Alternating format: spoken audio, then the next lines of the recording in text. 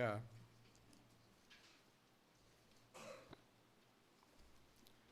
పదిహేడవ అధ్యాయం, లూకాసు సువార్త 17వ అధ్యాయం 11వ వచనం నుండి 19వ వచనం వరకు మనందరం కలిసి చదువుదాం. లూకాసు సువార్త 17వ అధ్యాయం 11 నుండి 19 వరకు. ఆయన యెరూషలేమునకు ప్రయాణమైపోవచ్చు సమరయ గలిలయ మధ్యగా వెళ్ళుచుండెను.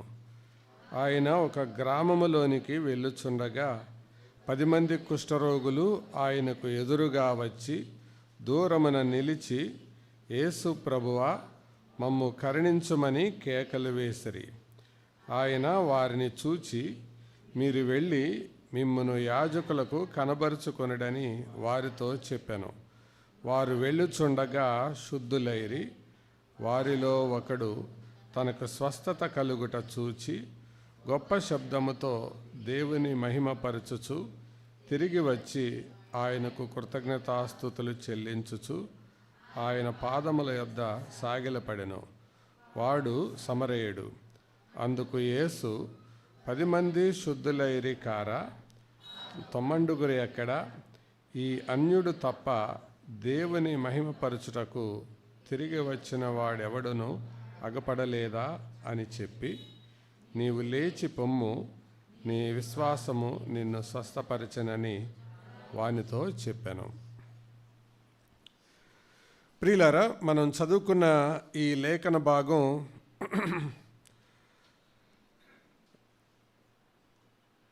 కుష్ఠరోగుల యొక్క వృత్తాంతాన్ని మనకు జ్ఞాపకం చేస్తూ ఉంది. వీరిలో కనపడే ఏకత్వాన్ని మనం జ్ఞాపకం చేసుకుందాం. తర్వాత వీరిలో కనపడే భిన్నత్వాన్ని జ్ఞాపకం చేసుకుందాం. వీరిలో కనపడే ఏకత్వం ఏంటంటే 10 మంది కూడా కుష్ఠరోగులే. All the 10 are lepers. 10 మంది కుష్ఠరోగులు. ఇది వారిలో ఉండే మొదటి ఏకత్వం.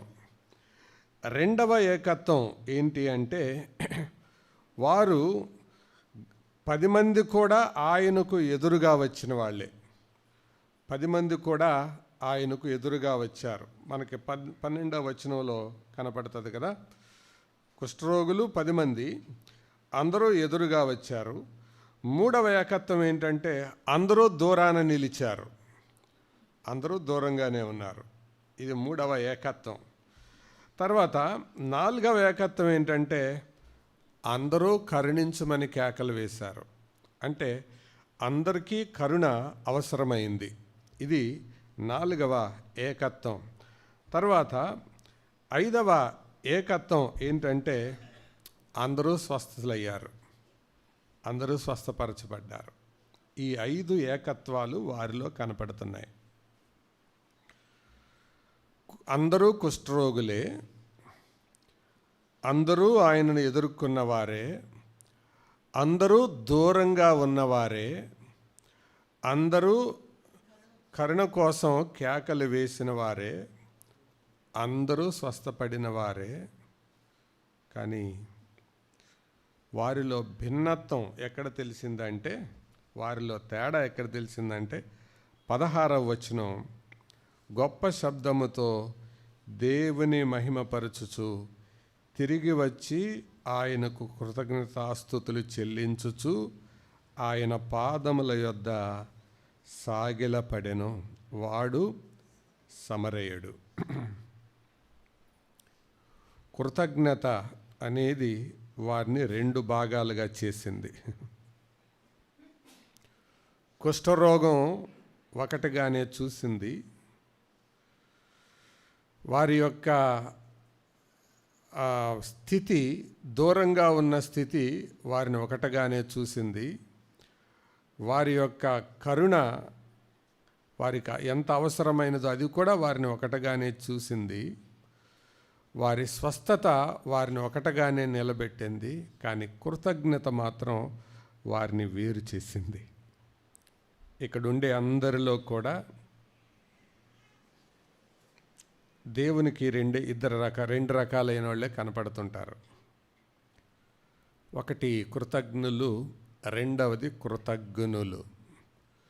కృతజ్ఞులుకి ఒక జ్ఞా వాడతారు, కృతజ్ఞులకి ఇంకొక జ్ఞా వాడతారు. ఒత్తుగా వాడితే కృతజ్ఞులు అని అర్థం అన్నమాట. ఈ మధ్యాహ్నం లేదా ఉదయకాలం దేవుని సన్నిధిలో మనం నిలిచి ఉండగా, ఆయన మన మధ్యలో ఉండగా మనలో ఈ రెండు రకాలైన వాళ్ళని చూస్తున్నాడు ఆయన. 2 types ఆఫ్ పీపుల్. గతం అందరూ సమమే, అందరూ పాపం చేశారు, అందరూ దేవుడు అనుగ్రహించే మహిమను కోల్పోయారు, అందరూ దూరస్తులు, అందరూ కరుణ కోసం ఎదురు చూసిన వారు, అందరికీ రక్షణ అవసరం.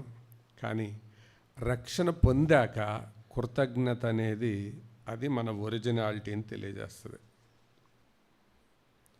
ఇక్కడున్న అందరిలో కృతజ్ఞత ఉండదు, అందరిలో ఉండదు. దేవుడు ఈ రెండు రకాల వాళ్ళని ప్రత్యేకపరిచి చూస్తాడు. దేవునికి ఒక ప్రత్యేకమైన సంగతి సులభంగా చేతనవు. అదేంటో తెలుసా? విభజించటం. ఆయనకు కృతజ్ఞత కలిగిన వారెవరో తెలుసు, కృతజ్ఞత లేని వారెవరో తెలుసు. నిజంగా ఆయన పట్ల భయభక్తులు కలిగిన వారెవరో తెలుసు, ఆయన పట్ల భయభక్తులు లేని వారెవరో తెలుసు. ఆయనకు లోబడేవారెవరో తెలుసు, ఆయనకు లోబడిన వారెవరో తెలుసు. కానీ దానికంటే ముందు అందరూ ఒకటిగానే ఉంటారు, అందరూ ఒక చోటే ఉంటారు, అందరూ ఒకే స్థలంలో ఉంటారు. అందుకేగా మత్తయి సువార్త 25వ అధ్యాయంలో కూడా అందరూ ఒకే గుంపులో ఉన్నారు, కానీ వేరు చేశాడు ఆయన. మేకలను గొర్రెలను వేరు చేశాడు. ఆయన రాకడ కూడా వేరు చేస్తుంది. నిజంగా నమ్మిన వారిని, నమ్మని వారిని.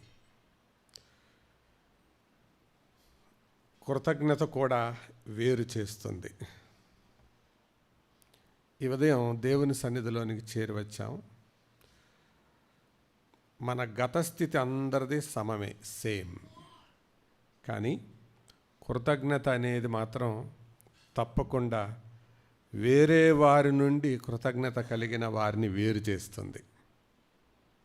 ఈ ఉదయం మన హృదయాల్లోనికి దేవుడు తొంగి చూసినప్పుడు మనలో ఈ కృతజ్ఞత లేకపోతే ఆయన ఎంత చింతిస్తాడో కదా, ఎంత దుఃఖిస్తాడో కదా, ఆయన ఎంత బాధపడతాడో కదా. అంతేకాదు, ఈ కడవరి దినాలలో ఉండే ఒక లక్షణంలో ఒకటి కృతజ్ఞత లేని వారని మనం తిమోతి పత్రికలో చదువుతాం. తిమోతి పత్రికలో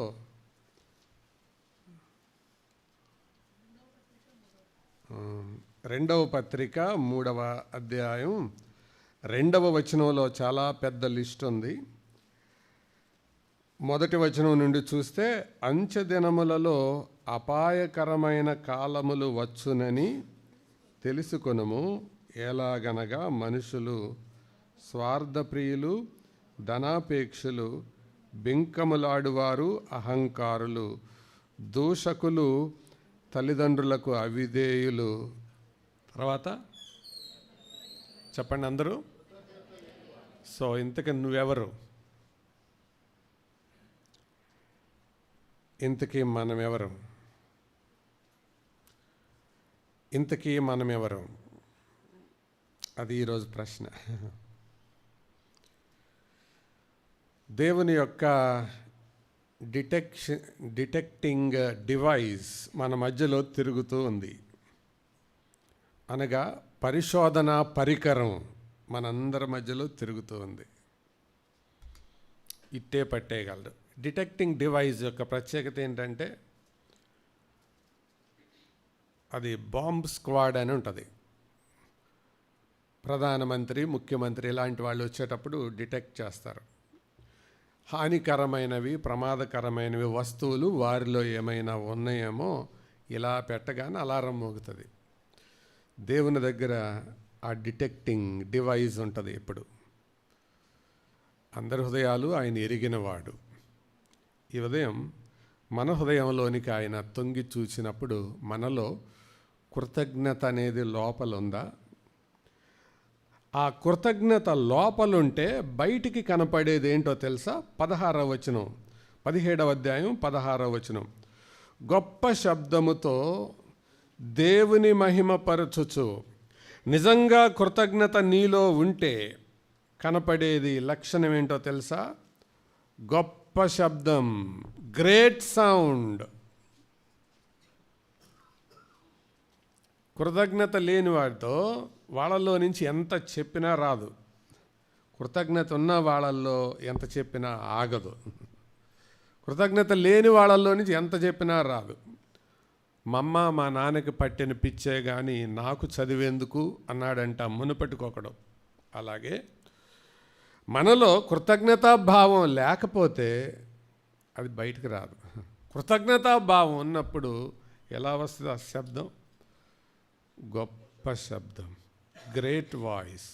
గొప్ప శబ్దముతో ఏం చేశాడు? అది దేవుని మహిమపరచుచు, దేవుని మహిమపరచుచు తిరిగి వచ్చి ఆయనకు కృతజ్ఞతాస్తుతులు చెల్లించుచు.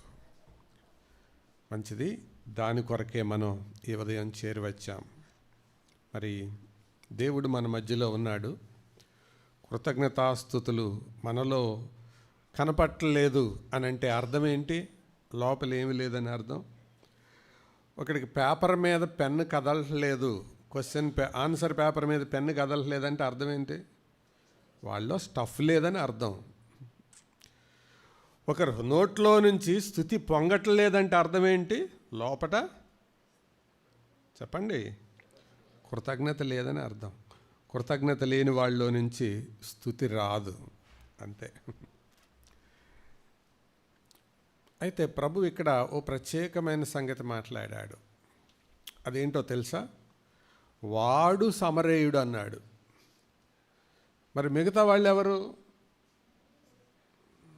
వీడు సమరేయుడు, మిగతా 9 మంది ఎవరు? వాళ్ళు యూదులు, ఇశ్రాయేలీలు. జాగ్రత్తగా వినండి. నిజానికి దేవుని స్తుతించాల్సిన వాళ్ళు ఎవరు? ధర్మశాస్త్రం వారిది, అర్చనాచారాదులు వారివి, తెలిసిన వాళ్ళు వాళ్ళేమో నోరు మూసుకొని నిమ్మకు నీరెత్తినట్టున్నారు. కానీ అన్యుడు, సమరేయుడు పెద్దగా కేకలు వేస్తూ వచ్చాడు, దేవుని మహిమపరిచాడు. ఈ ఉదయకాలం ఆయన సన్నిధిలోనికి మనం మోకరించబోయే ముందు, కృతజ్ఞతాస్తుతులు చెల్లించబోయే ముందు మనం ఎవరం? వాక్యం ఎరిగిన క్రైస్తవులమా, లేకపోతే కృతజ్ఞత కలిగిన క్రైస్తవులమా? వాక్యం నీకు తెలిసినంత వల్ల కృతజ్ఞత ఉంటుందని గ్యారంటీ లేదు. రెఫరెన్సులు తెలియచ్చు, బోధించడం తెలియచ్చు, నైపుణ్యాలు నీకు ఉండొచ్చు. కృతజ్ఞత అనేది అందరికీ ఉండదు. ఈ ఉదయం ఆయనను స్తుతిద్దాం, పూజిద్దాం. మన ఎదుట రొట్టె రసాలు, ఆయన శరీరం రక్తం మన ఎదుట సూచనగా ఉండగా ఆయనకు కృతజ్ఞత కలిగి ఆయనను పూజిద్దాం. వారిని ఐక్యపరిచినవి 5 అనుభవాలు, వారిని వేరు చేసింది ఒకే ఒక్క అనుభవం. ఆ ఒక్కదాని కోసం ప్రభు మనలో నుంచి ఎదురు చూస్తున్నాడు. స్తోత్రాలు చెల్లిద్దాం.